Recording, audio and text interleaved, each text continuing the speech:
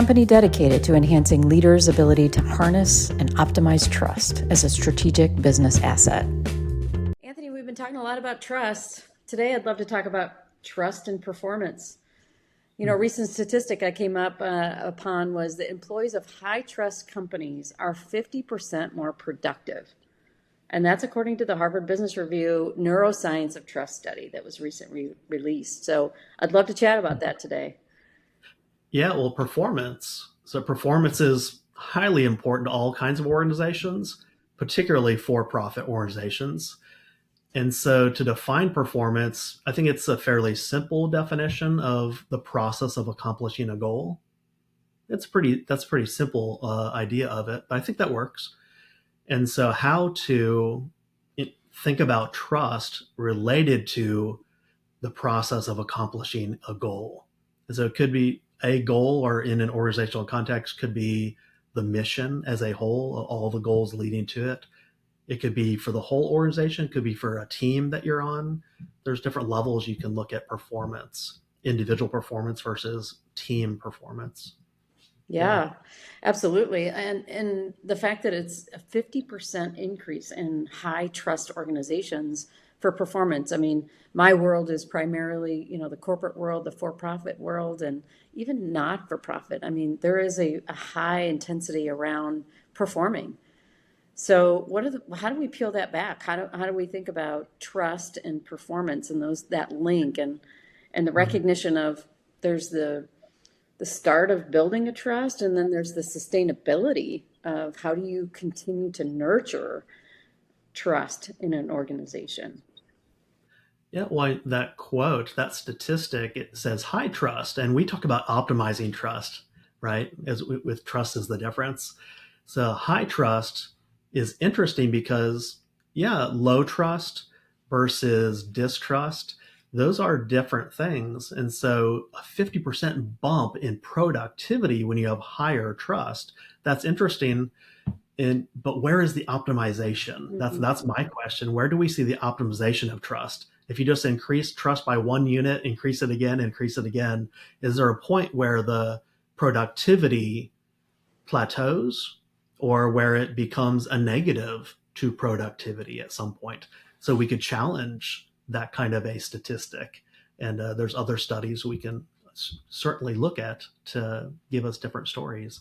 That's a really solid quote. That is a really solid study on the neuroscience of trust. Well, I agree with you. I think that's super important to kind of peel that back when you say high trust, because someone might see that quote and say, we got to go all in on trust. We got to be all about trust. That's what's going to drive our performance. And yet, to your point, there's other elements of that. It's more not just it's not maximizing, as we say, it's optimizing. Where is that right level of trust? Because we'll have another conversation around, can you trust too much or can you trust too little? I think there is a fine line there that not easy to necessarily always walk. It can be overdone and it can be underdone. Would you agree? Absolutely. When I think about the organizational environment, I think there's humans, right? We come together, we have a shared purpose.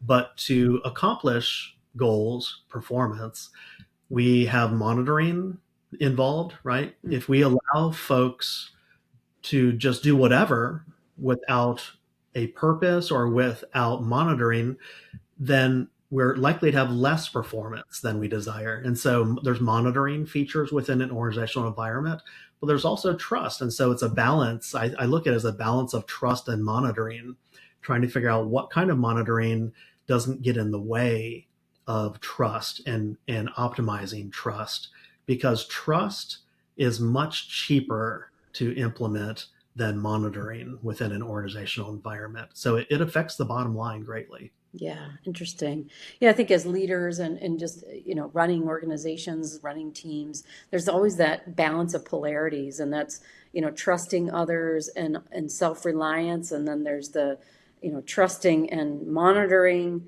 elements. It's like this positive tension between the two. And how much are you monitoring? Because I've seen those examples where there's so much trust in the organization that the leader doesn't really inspect what they expect. And so they end up finding or being surprised by the fact that they're missing performance because they really haven't been monitoring along the way because there's so much trust. So it leads us to Mhm. that idea that yes, high trust environments do have a higher productivity, but can you trust too much? So I hope that we can unpack that one at another point in time. Can you trust too much? Yeah, no, there's always a place for quality control. When you have an end product in mind, that is the goal. You need to have quality control, but when does that get in the way of the human trust relationship potential in your organization between employees? We don't want it to get in the way.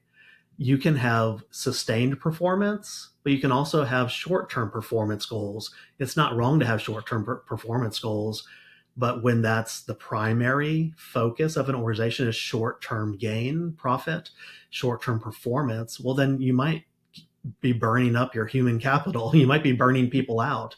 And so to have sustained goals, I think is valuable because it does require trust to sustain performance for Hmm. the long run. Absolutely. Yeah.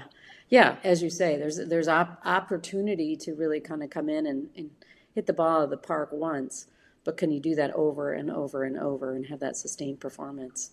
Yeah, I think Mm-hmm. Rob Cross reminds us in his literature in the MIT Sloan Management Review about the fact that nurturing trust is really a universal blind spot amongst leaders. So that consistency of nurturing, not just establishing, but then nurturing that trust is something that is not necessarily on the radar screen of most organizations and leaders in those organizations.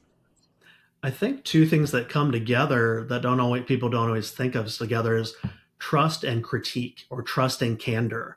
Hmm. So when you're in say a team environment with other employees, your teammates, and you're working on a shared goal, and you all have different parts to add to it, uh, you want to be committed to each other on a team that sustains the team relationally and to the performance end that you desire.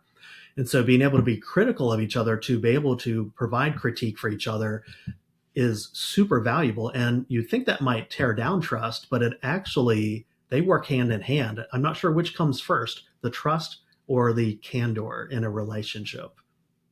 Yeah, interesting one to unpack, but Mhm. yeah, in terms of the candor, in my world, if you've got a foundation of trust, you can speak candidly, and so that candor it increases the speed to results. Because if I can really speak truth in the room and not be afraid of what might happen if I do, we get to the core of the issue much more quickly, and really that Mhm. opposition comes nothing. It becomes nothing but seeking truth as we're just trying to Mhm. solve something and we stay focused on what that solving of the problem is in the middle versus worrying about all the people around and what it's going to do to our relationships. So if that trust is Mhm. solid, we can really stay focused on the real issue at heart and collectively want to solve that issue at heart. And I think that brings about some sustained purpose and motivation for the group to maintain and continue that relationship and enhance the trust versus what people intuitively think if we have opposition or we have conflict amongst our opinions, I'm risking the relationship with that person, and I see it differently. Very interesting. Yeah, I see lots of great conversations coming out of this. So, our listeners and viewers, please engage with this conversation. We invite you into that through your comments and questions. And thank you so much for joining us.